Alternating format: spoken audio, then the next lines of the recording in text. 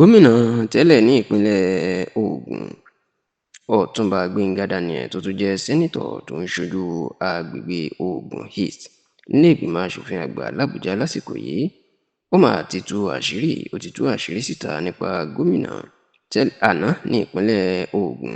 sẹ́nitọ̀ Ìbíkúnlé Amósùn tó sì ti jẹ́ kó di mọ̀ wípé lásìkò tí Ìbíkúnlé Amósùn tó fẹ́ di gómìnà ó ló fojú òun hàn ìmọ̀ ó fojú òun rí tàlásà ìmàbo tàlásà bàbàtà kùsà tó sì jẹ́ kó di mọ̀ wípé bó tilẹ̀ jẹ́ pé ìjà burúkú wà láàrin wọn àti Amósùn ṣùgbọ́n ó lóun dúpẹ́ lónìí o wípé ìjà náà ó ti di àfìsẹ́yìn tẹ́gùn fiṣọ́ táwọn sì ti jọ di ọ̀rẹ́ àti ayò padà gẹ́gẹ́ bí àwọn ṣe jọ wà tẹ́lẹ̀. Ẹ rántí wípé láàrin ọdún 2003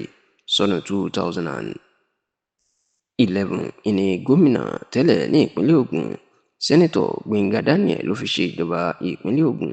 kó tó wá di pé Amósùn òun náà gba ìjọba ìpínlẹ̀ Ògùn láàrin ọdún 2011 tó sì parí sáà ọdún mẹ́jọ tiẹ̀ náà lọ́dún 2019. ṣá o síwájú àsìkò náà sẹ́nitọ̀ Ìbíkúnlé Amósùn àti sẹ́nitọ̀ Gbénga Daniel ọ̀rẹ́ ni wọ́n, kódà wọ́n jọ wà nínú ẹgbẹ́ òṣèlú PDP ní àsìkò tí Gbénga Daniel tó sì ń ṣe gómìnà ní ìpínlẹ̀ Ògùn lòun ṣe sẹ́nitọ̀ lábẹ́ ẹgbẹ́ òṣèlú PDP kan náà, ṣùgbọ́n nígbà tí àsìkò tó ti Gbénga Daniel tó fẹ́ gbé ipò sílẹ̀ ìní Amósùn ló fìfẹ́ hàn, ṣùgbọ́n tí Gbénga Daniel tí ò kọ́kọ́ gbà fún èyí tó jẹ́ kí Amósùn kó lọ sínú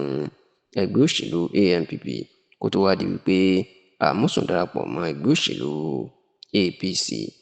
ṣá o nígbà tí ó ń tú àṣírí nípa ìjà àwọn méjèèjì lásìkò tó ń ṣayẹyẹ ọjọ́ bíi 70 ọdún 70 years,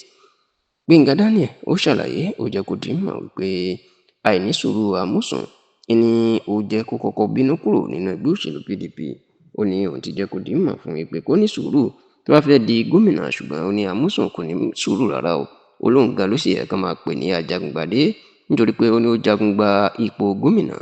ìpínlẹ̀ Ògùn ni tó sì ní ìgbà tó padà jágbà ní ọdún 2011. Ó ní Amósùn ó fojú òun hàn ìmọ̀ nítorí pé ní kété tó débẹ̀ níṣẹ́ ló bẹ̀rẹ̀ sí ní máa gbé ogun tòun.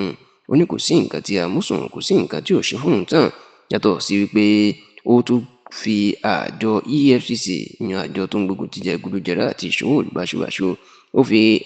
ẹ̀sùn kan òun lọ́dọ̀ wọn kóun jí owó ìlú kó, èyí tí ilé ẹjọ́ ti padà gbádànù pé àhesọ ni. Ó ní gbogbo eléyìí ìní Amósùn ló fojú òun rí, ṣùgbọ́n ó lóun dúpẹ́ lónìí. Ó ní yàtọ̀ sí pé àwọn jọ wà ní ẹgbẹ́ òṣèlú kan náà báyìí ó láwọn ti parí ìjà àwọn sì ti di ọ̀rẹ́ ayò gidigidi ní àsìkò yìí.